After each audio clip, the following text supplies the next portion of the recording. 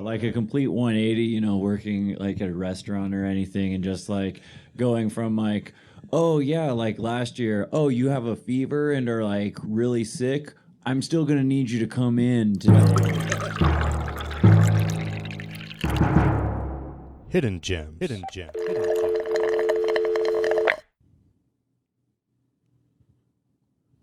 Hi, everybody. Vincent Palafox here, running the Gallatin Underground show, the Hidden Gems section.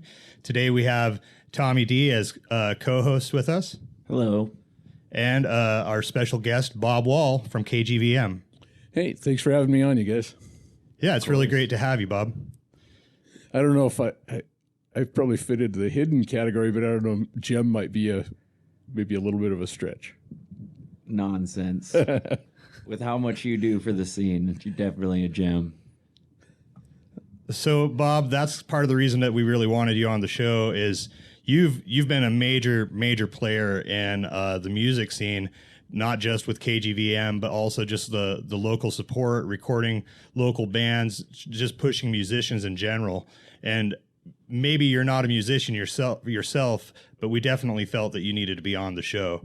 So would you mind talking about some of how you got involved in the music scene? No, not at all. I've been a big fan of music for a long time, but started to go to live, more and more live shows. And at some point I went to a couple of Grateful Dead shows, and I'm an engineer and kind of geeking out on all the tapers section and all of the microphones and all of that fun stuff. And pretty soon I discovered, this is dating myself a little bit, back in the days when mini discs were a thing. And I got this little mini disc recorder, it was about 3 inches on a side, and a little pair of microphones that I could clip onto a hat or something, and started taping shows. And it kind of stuck, that the bug to do that stuck, and started to do more of it, got a DAT recorder and started to do more of that. And at some point I was doing some stuff locally here, and, I was more rock and blues and stuff, but I kind of started listening to a little bit of acoustic music, and then Oh Brother, Where Art Thou came out, and all of a sudden I decided bluegrass was the thing. And the Folklore Society was doing a concert series, and they did a mix of folk and bluegrass and other kind of acoustic music. And I went to a few of those shows and recorded a few of them, and the person who had been doing sound for them decided it was time to let somebody else do that. So another person stepped up, and I kind of offered to help and did that for a while. And then he moved, and I was the sound guy for the Folklore Society all of a sudden, and didn't know what I was doing very much at all. But I got a lot of on-the-job training, and I never blew up any speakers or anything, so I guess I didn't do as badly as I might have. And so that was kind of the start of things, was doing that kind of stuff and continuing to record shows. I don't know, I'm not really sure what it is about that. I think there's a little bit of OCD in there, like the archival urge, right? It's like, oh, I love to go to the live shows, and I really like live music, and there's just something about, well, it would be great to keep this just in case there's something awesome there. The sentiment, the nostalgia that it provides. Yeah. Maybe it's not at the moment, but it's almost like an adrenaline rush for later, because you're like, that was part of my life. That Exactly. was something that I experienced. I think that's a part of it. And for a lot of people, myself included, photographs are a big thing. You like to have photographs of things. And for me, since audio is wired into my brain a lot, having audio photographs of things like that is really nice. And, you never know. There's a lot of shows that are like, yeah, they were great, they were fun and stuff, but you never know when there's going to be that show where there's that one moment that everybody's going to wish that they could hear, right? Those are the things that get talked about through the years, the epic things. And so there's just kind of a desire to make sure that if one of those things happens, it gets caught and that people can enjoy it later. So, I've been able to keep doing that. And somewhere along the line that coincided with just more opportunities as my job got more stable and stuff to get involved with the community. And quite a few years ago, I heard about this community radio station that they were trying to get up and running, and I volunteered to help out a little, and it took a long time for it to finally congeal, and a lot of that was waiting on the FCC license, but that finally came together. KGVM got off the ground about 2.5 years ago, and it's been involved with it very heavily since then, and that's really the opportunity now to get more and more involved with the musical community here, because the station, from the get-go, we didn't want it to be just a music station. You know, we wanted talk and stuff, but we wanted a local focus across the board. So we wanted to try to focus on local music to the extent that we could. And you know, the first year or so, there was too much to do just trying to figure out, you know, get the training wheels off and stuff. We were learning on the fly with that too. But once we got the basics figured out and got an opportunity to start, you know, paying attention to the things that we wanted to do instead of the things that we had to do to keep from, you know, getting fined by the FCC and stuff. Got to start reaching out and interacting with local bands more, and it's been great. You know, the opportunity to have this community thing and this music thing that came together in such a nice way has worked out great for me.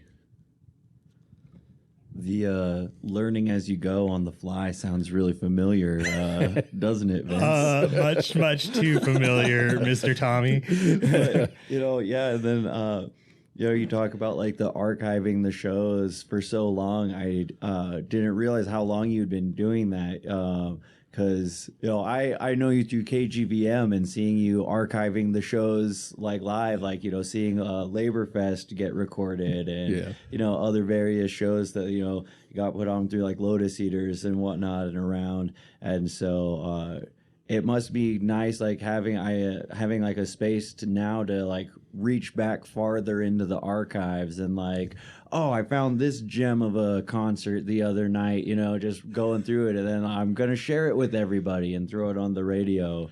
Yeah, you know, it's always good when I'm flipping through the radio and like, oh yeah, Bob's show's on right now. You know, I'm tuning in. Oh, hey, I was at that one. Nice. All right. Yeah, it's a lot of fun. You know, it's always fun to go back and listen to some of those old recordings. So I've got stuff back to probably the mid 90s, and some of those old recordings, you know, the mini disc recorder was kind of cool that I could stick it in my pocket and go to a Who show, and if the security guards didn't look too intent, I could just walk in and record it. But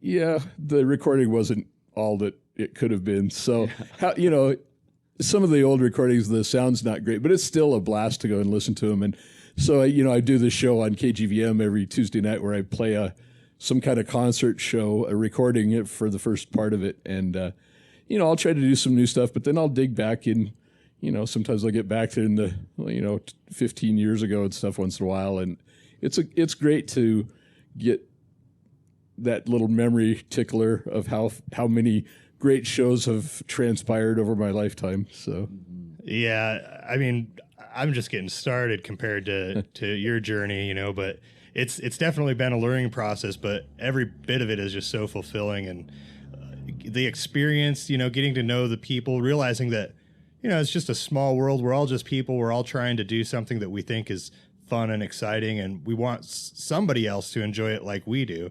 Right. It's really cool to see that there's other people that are trying to push for that community support and outreach, I guess. Yeah. You know, it's I think with so many things about people, it's easy to forget that we're not all wired exactly the same. You know, I tend to make that mistake a lot of times and think, well, because this is what I'm interested in and this is what attracts my attention and these are the things I'm concerned about, everybody must think the same way. And it's like, well, no, they don't. And so, you know, there are a lot of people that like music and go to live music, but they probably don't have the same desire to, you know, relive it and be able to go back to those things. But I think a lot of people do, you know, maybe to a lesser degree. So it's nice to offer that opportunity to people. And I think there are a lot of people when they are able to, it's like, you know, get to go back and listen to a show that they went to or an artist that maybe they liked a few years ago. And it's like, oh yeah, that's really great. I can kind of get a little bit of that rush all over again. When I was coming out here, I was kind of thinking about that a little bit. Like for me, live shows are there's just, I mean, you know, I listen to music all the time and recorded music, but there's something about live music. And I don't listen to live albums that much, really, but there's something about the live show itself. And I think listening to shows, recorded shows that you were at, helps spark a little bit of that memory. So it's somewhere between listening to, you know, just the live album that some band put out and actually being at the show. For me, it's like, that's a way different thing, the whole package of senses and everything, I guess. But the ability to go back and listen to one, especially one that you were at, is somewhere in between there. I think it's better than just listening to a live recording, because you get the memory things start kicking in, and I think that sweetens the deal. So, and you can always, like, well, on those live recordings, you know, on the live albums too, you know, you see how the band plays differently from like their tape, that their, you know, their studio albums, and then like compared to their live show, because there's definitely an energy in like in that performance and stuff that it's really hard to capture that in the studio. So I think that's what's really important about like live tapes and, you know, getting the live show coverage is like those times, like you said earlier, the moments that are just like that one, like I want to have that again, right? You know, and also just like for all the new bands starting out, you know, like a lot of the times, like they don't have a whole lot of opportunities to record and stuff. So even just, you know, like back when it was the Zebra, and like Ben would just, oh yeah, I'm just gonna run a CD for you at the end of the night, or whoever was doing sound, you know. That was big for people. Just like that was some of our first recordings. I mean, like how many local bands just ate that up? They're like, we get a CD at the end? What? Are you kidding me? What? Yeah, that was beer in a demo rad. tape. It's like, man, I've died here and gone to heaven. I should be paying you. Really? So well, great. Hopefully you are paying the sound guy too. Yeah, it's you know, I'm not a musician. I wish I was. I have more guitars than I should have for not being a musician, and some other instruments, but so I don't like completely understand this, but I get at least a little of it. The energy that the band and the audience develop between each other at a live show, I think, is one of the things that, you know, that, like you said, you can't do that in the studio. You can't. There's no fog machine. There's no energy generator you can go plug in on the edge of the stage and make the band feel like they've got that connection and that funnel that's coming at them, you know, feeding them all of that positive energy. So, you know, I think that's part of what helps make the magic happen. I like things like going to festivals and you've got bands, and I love it when, you know, somebody from another band gets up to jam with them. It's like, you know, this isn't going to happen on a record. You get this whole new opportunity for something to sound different, and so, you know, sometimes those are just the real gems. So on that same note, how about you tell us about one of those particular gems? So like I said, I kind of got into bluegrass and stuff, and I was just laughing about this the other day. Like to go down to the Targhee Bluegrass Festival, and you know, they all of those bluegrass festivals, you know, a lot of the bands kind of mix and match, and people guest star on each other's sets and stuff. And I went one year, and the Jerry Douglas band was there, so, you know, the dobro player, and he played with everyone the whole weekend. I mean, I don't know if he was ever off the stage hardly, and you know, he's maybe the master of that instrument, you know, and we got all done with the weekend. My wife went with me, and she's not nearly as big a music fan, but it's, you know, it's a beautiful place, and the weather was great. We'd sit out and eat festival food and drink beer and listen to music and stuff. And so she was kind of, you know, she'd read a book or knit or do some other stuff. And we got all done with the weekend, and I was like, man, Jerry Douglas blew my mind that whole weekend. And I'd bought a CD of his, so we were packing up to head home, and I put the CD in the music player, and we were just heading down the hill. And music starts, and I was just really into it. And she was like, man, this is really good. Have we ever heard this guy before? I just about drove off the road. It was so funny. And I still give her a hard time about that. It's just like, oh, yeah, we have, you know. Only all weekend. Yeah, pretty much, 40 hours in the last 2 days. But that's a big, great. like where my exposure to like the archiving, the live shows came from was like the festivals and like, the jam bands and bluegrass bands a lot. Yeah. Because, all the musicians there, like, like those instances where you got like the artist at large going around Right. and playing with all the people, or like, they go on the extended like version of like a solo break, and instead of just the one round, everybody takes two Yeah. or three, and man, like some of those pickers can play. And so, and like the archive.org always has like all of the stuff going on from that, of like all the different shows. And so it's cool seeing like the different versions that all the bands play, and or like just how they play differently from the studio, like, because Right. there's all the studio magic you can do, especially nowadays, of like, like with rock bands and stuff in particular, like, I'm going to make this guitar sound like that old like vintage Right, cabinet and right. stuff.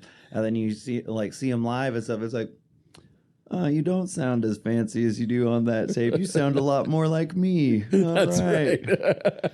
Yeah, that's got to be an interesting thing if you're a musician. It's like when you start stripping away all of the thousands and hundreds of thousands of dollars of tools that they have to work with in the studio. It's like, Yeah. hey, that guy, I mean, he's got a guitar that's like, it's got 6 strings and it's got a cable that plugs into that amp just like me. And yeah, it's I can do some of those things too. So. I can still pick out the microKORG presets from a mile away. If I hear them in a band, like, oh, hey, yeah, I know that one. I know what he's doing. The tricks of the trade, I guess, Yeah. whatever. Yeah. It's got its place. I mean, I think like with musicians, you're just always picking at that one little thing that's just going to grab someone, Right. Yeah, like I said, I kind of, for a long time, and still pretty interested in acoustic music, and whether that's folk or bluegrass or old time kind of stuff. And you were asking about kind of magic concert moments.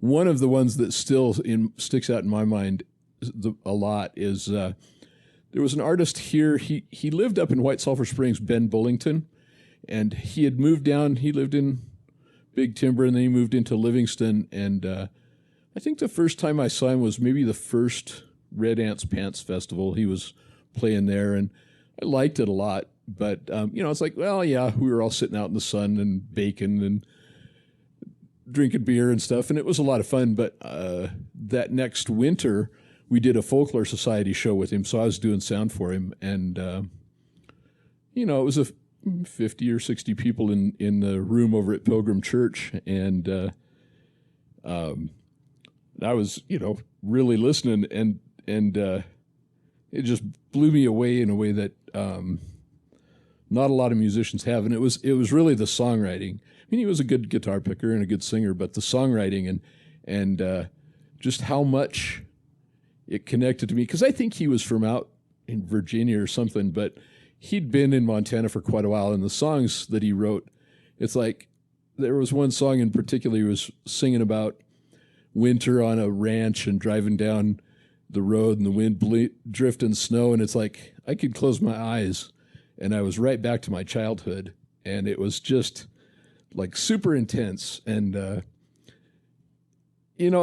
don't know, I don't think I would have ever had quite that reaction just listening to that song on an album. But listening to him sing it in a small room where, I was just really paying attention and stuff was, that was just a moment that just stuck with me. And, I still think he was one of my favorite songwriters ever. So, those are the things in live music that really do it for me. And it's interesting now, trying to go to shows and record them and get them on the radio and stuff and get some exposure to bands. It is interesting. I like a lot of different kinds of music, and there are some that I'm not very familiar with or maybe not that enamored of. And last night we had a guy start a new show on KGVM, an electronic show, and he DJs and stuff. And So I was helping him, showing him the studio and making sure that things got off on a good beat on his first show. And it's like, that music is not something that really captivates me, but I did get an opportunity, like I think Nintendo and somebody else played down at the Filler once, and so I went down and recorded it. And it's like, I don't know how much. I maybe did go back and listen to it, but it wouldn't be something that I turn to. But it's like for somebody else, they could listen to that and have that same moment that I had listening to this acoustic songwriter. So, try to keep that in mind and keep an open mind and remember that, there are a lot of different, like the perception of this stuff is so subjective and, going from person to person, the opportunity to get stuff out there that maybe is going to really light somebody else up, I think is pretty rewarding. It's a reason to definitely to keep doing it and try to keep putting things out there. So, yeah, I mean, I guess running a radio station, essentially, you must have heard hundreds and maybe thousands of songs that you'd never been experienced before getting into that line of work. I mean, talk about sensory overload. I mean, how do you even enjoy music after a while, or how do you stop enjoying it? Or I guess, where's the threshold? Well, I got to say that unfortunately, there's so much going on because, this is just my side thing. And between it and my job, I would love to have more time to listen to new music because we have some, we're still pretty new, but we have a couple companies. There's a distributor in Minneapolis or a promotion company, and they're sending me new music every week. And, I'm so far behind on previewing those things and try to pick out some tracks and put them into the rotation and stuff. I would love to have more time to do that. And if I had the time, I don't know that there would be a limit. It's just like, I could do that all day. And it's interesting, I'll get these new albums and I listen to them and I have to try to keep thinking about that. It's like, I'm not picking these out for me. If I was picking them out, there's probably half of these albums, I just would never listen to again. I'd just say, nope, that's not my kind of thing. But, I'm like I said, I'm not picking them out for me. So once in a while, I'll ask somebody else. I'll ask my wife, so what do you think of this song? Because she has her preferences are maybe tend toward a little bit more poppy stuff. And so especially the things that are kind of pop albums and stuff, like, yeah, I don't know that I like any of the songs that I hear. So like, oh, I really like that one. Okay. So, but like I said, if I had the opportunity, I could probably do that for all day, every day. And I don't know, maybe I'd get tired of it after a while, but I haven't found that threshold yet. So, yeah, it really pays to be objective for when you're sorting through all those things, and yeah, it may not be for you, but it's for somebody out there. So right, yeah, and it's kind of, I think music's kind of hard. It's not like you can write up this formula and like measure this song and say, well, it's this good, even, and I kind of think that, when we're thinking about local stuff and local recordings and there's like, here's this brand new band and stuff. It's like, well, yeah, I mean, they obviously don't sound as good as the Clash or, somebody, but it's about more than just the notes and stuff. And there's the local connection. There's the, like I said, there's always the different people like different things in music. And so trying to keep the objectivity and the, but not get too tied down in it, not get too convinced that you are objective, because most of us really aren't. And then just remembering that your objectivity is not everyone's objectivity, I think there's it takes a little tiptoeing to kind of try to find a reasonable way through that, I think. But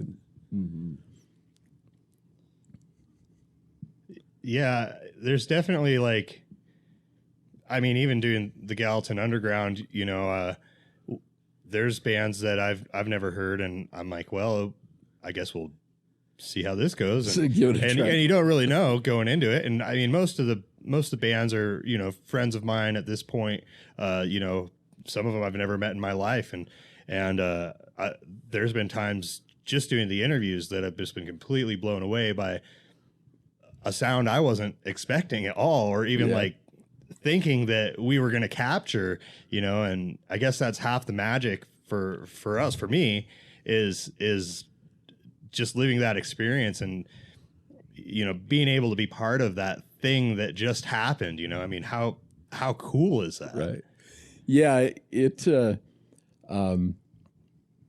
yeah, I think there's a some, you know, extra special reward in the music for helping new artists get found and get out there and get an opportunity to let people hear their music, because you know, I know it's never been easy in the music business, but and I'm not sure, in some ways maybe it's easier now, and in other ways I think it's harder for bands to get out there. It's certainly a lot easier for them to make a good sounding demo tape or find somebody that can help them do that than it used to be. But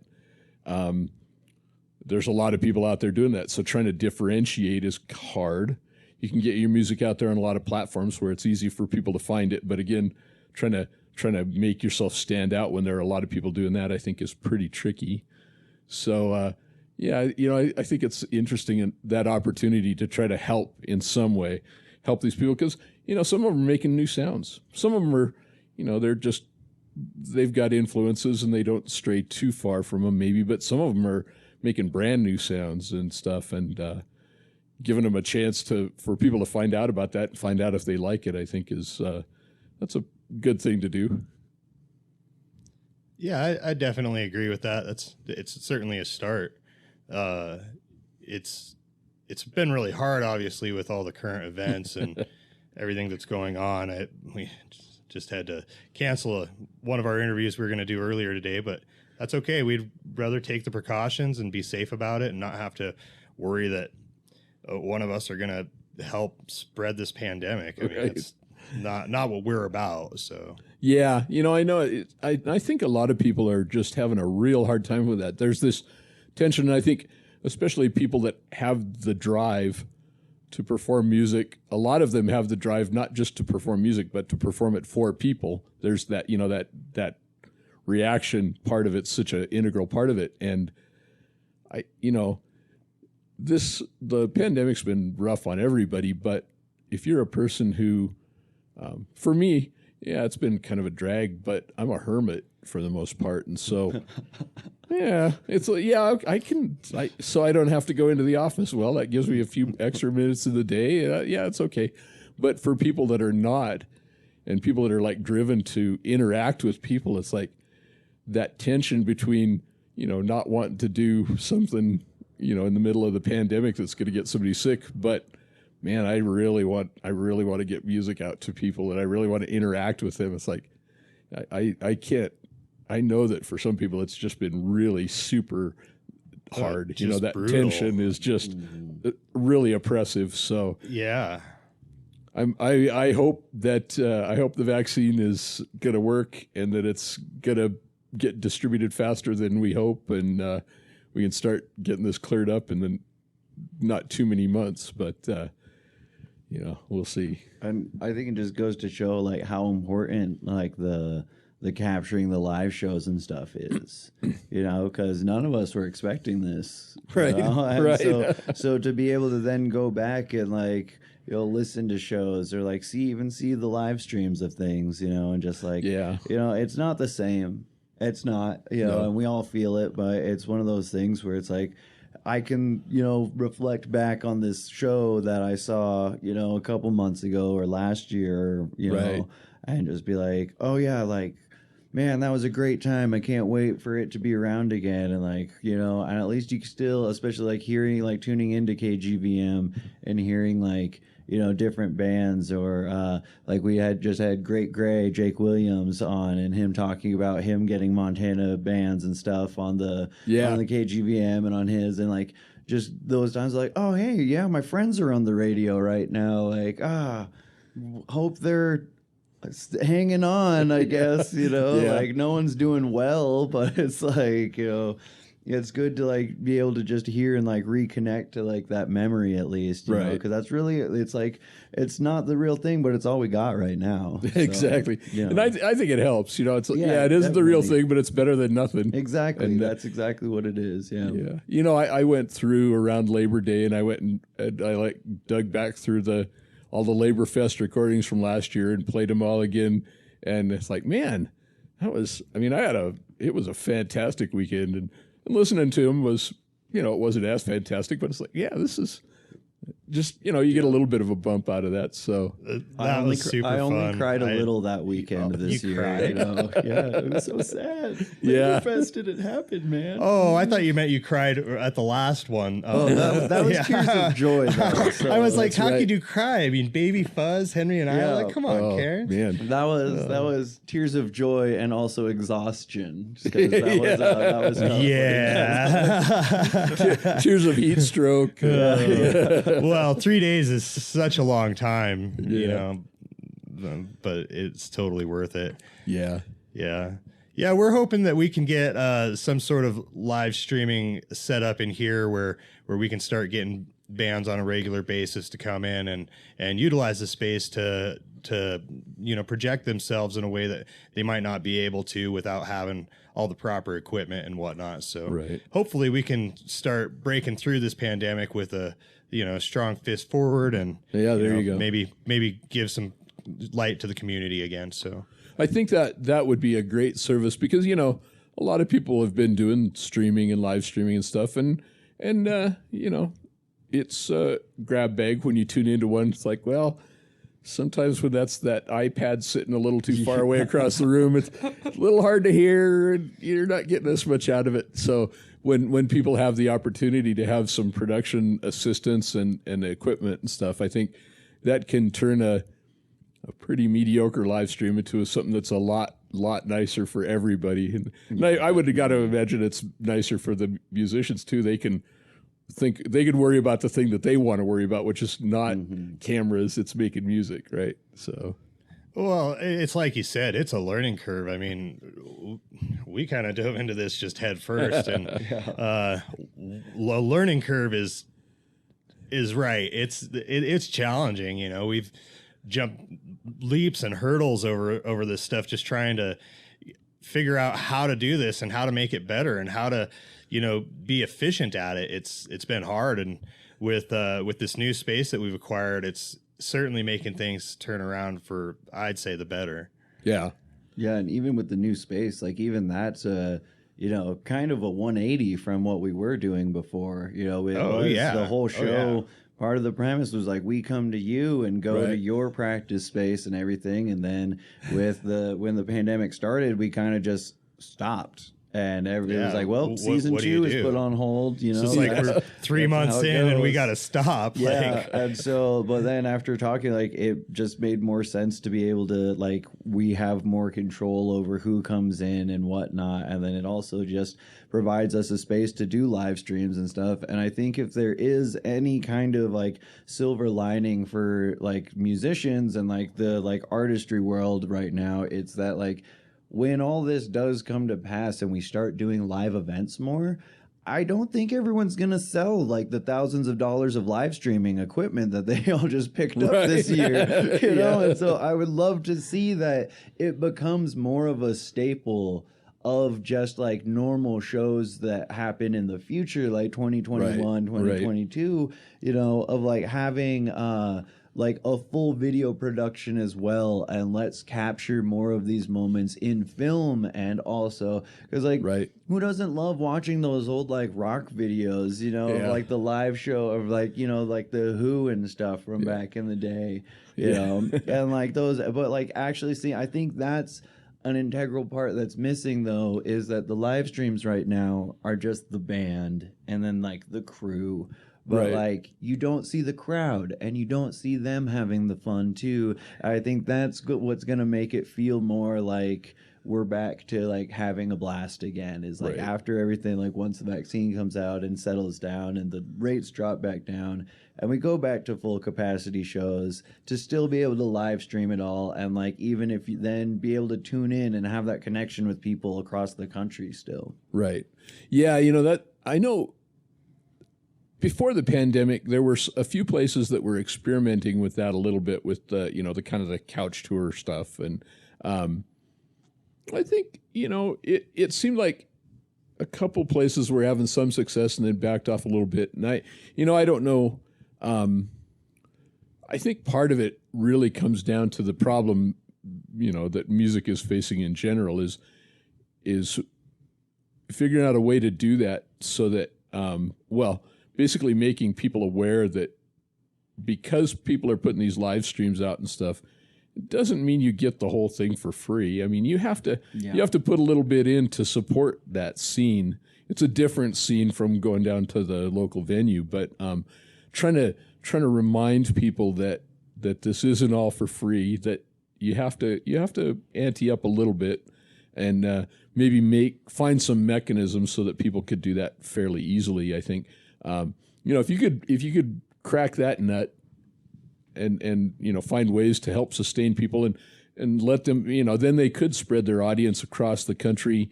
And once things get back to normal, I mean, bands are still going to want to load up and go on tour because that's a whole different part of the experience, right? But to be able to stream shows when they're playing here, maybe they're at the Labor Temple or down at the Filler or stuff, and be able to put a live stream out there so people that are in Cleveland or down in Miami or something could watch them. I think that could be really great, like you said, to have a live stream that's better quality than somebody with their iPhone jiggling around out in the audience or something. That could be really awesome. Yeah, I mean, I agree with you. I also see it as kind of a double-edged sword, as to, with all the live streams and everything, it kind of almost keeps people from wanting to come out. They're like, I'll just watch like 5 minutes on my phone because I'm kind of tired and I already had a beer. I really want another one and I don't want to drive after a beer. So I'm just going to watch them from here. And then next notification and they're out. Well, there is that, and I think that in my experience, the live music was already suffering from that before to some extent. Like the Folklore Society shows that we did when I first started doing it, we were having them in the Boyd Room at Pilgrim Church, and it would hold 125 people, and we would regularly get at least 75, and then it just kept petering off and going down and down, and pretty soon we were having a hard time getting 20 or 30 people in there, and we switched venues because there were some people that were, I don't want to go to a church show. It's like, well, it's not, but okay. But even with that, people, there's just a lot of stuff online to captivate people's attention now. Oh, and just so crazy. I mean, it's an endless world of information. It's an endless world of misinformation. Exactly. I mean, it's an endless stream of cat videos. If that's all you wanted to do, you could do that. So, yeah, I don't know. At some point, I think people are going to have to make that connection that, community. You need community. People are not really built to be solitary animals for the most part. Sometimes maybe they think they are, but I think it's probably not healthy for anyone too much. You mean we're not just supposed to live in a cage and never see the outdoors and never experience any sort of outside life besides the screens that control us? I feel personally attacked by that, Vince. I resemble that remark. As much as we might think that that's not true, I think that is true. It's like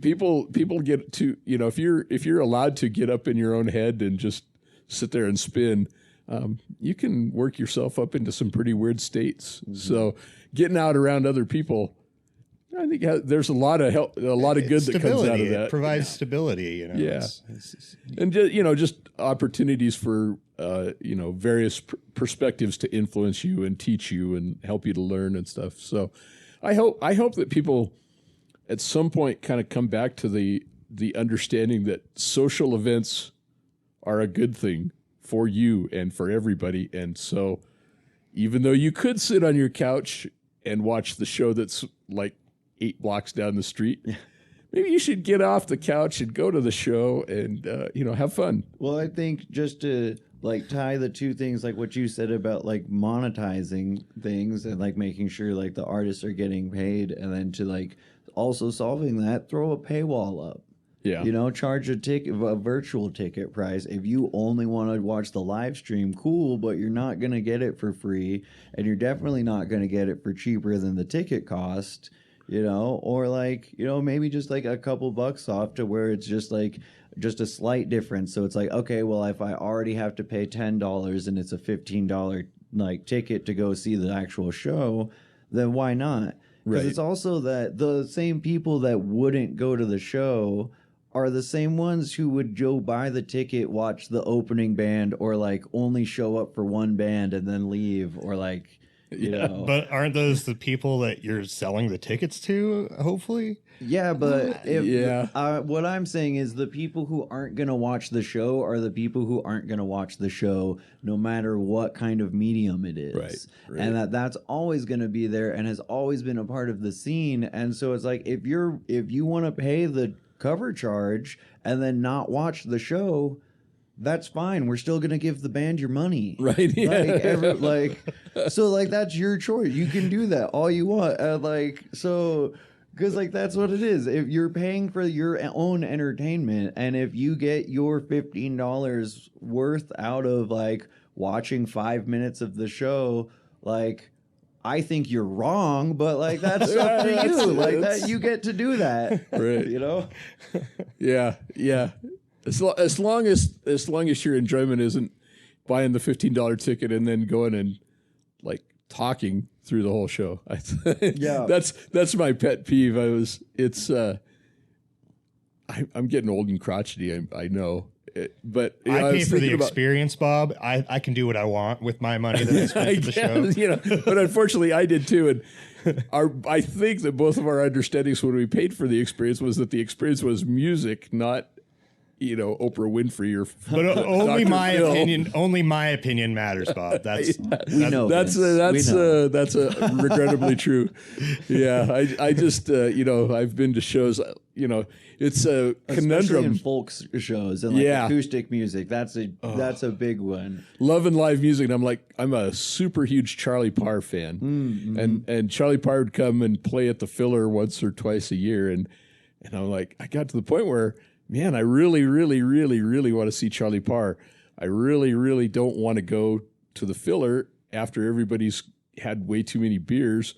And I'm like, I want to listen to him, and all I can hear is everybody yelling and stuff. Bring your own headphones and just hook up to the board directly. Maybe that's a new service for people that are doing live music. You just have the headphone patch bay, where all the people that are really into it, they can just go plug in and listen. Sort of like the silent raves, but with live streams. That's exactly where my mind went to. Like, fuck the patch bay. Let's make it Wi-Fi or Bluetooth.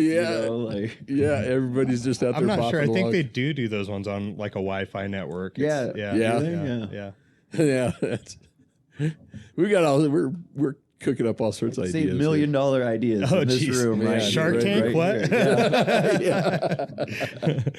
All right, Bob. Well, I think we're going to start wrapping this up. Is there anybody out there that you'd like to say thank you to who's supported you along your way in life in general, in your musical career, in your professional career, anybody at all that you just want to put out on blast there? Well, I would like to thank Rick James. When I got started doing the sound for the Folklore Society, he was the guy that organized the concert series, and he's done it for years. And we became pretty staunch partners in crime. And he's the one who really got me into a whole bunch of this stuff. And I'm not sure that I would have ended up in the radio thing without that. So that's awesome. I think we're going to let Tommy talk about some of the stuff that we got going on. And we'll wrap this show up. Cool. I want to thank you guys again for the invite and for what you do. I mean, giving all of the local bands an opportunity for working on this space, which I anticipate great things from. So very much appreciate all of the work you do. Thank you. Course. Thank and you so right back much. at you, Bob. Thank you so much for joining us. You bet. And, speaking of these $1 million ideas that are generated right here in this space, the Gallatin Underground is looking for sponsors. So if you're looking to get involved, drop us a line on our webpage. And same if you want to be a part of the Gallatin Underground team or be a part of your own episode, either here on Hidden Gems or the GU show, we've got a submission form right on the page. Tommy, why don't you tell them a little bit more about the GU show and what that is? All right, so we'll have bands come in, and we have a format just like this, except you also set up off in the same area where Bob's sitting over there, and then we'll hear a couple of your songs and just talk to you about your music, the style of music you play, and everything, and just sit around and chat for a couple hours, about an hour worth of show. And then you can find all of that on the guradio.com. And we currently have an app that just got released for Android, published. Just for Android right now. We're working on the iOS, but it might be a little bit out. So if you guys do have an Android, definitely check it out. Also, subscribe to our YouTube channel. It's fresh and new. So if you're interested in what's going on in the local scene, or if you'd like to be part of what we're doing, definitely hit us up, and we'll set you up either with helping us out or promoting your band or your art. Same thing if you're a local artist or comedian, visual artist as well. If you want to get your craft out and in an avenue that maybe you not had the opportunity to before, hit us up. We'll talk about it and get you out there as well. So with that, thank you guys so much, and know your scene.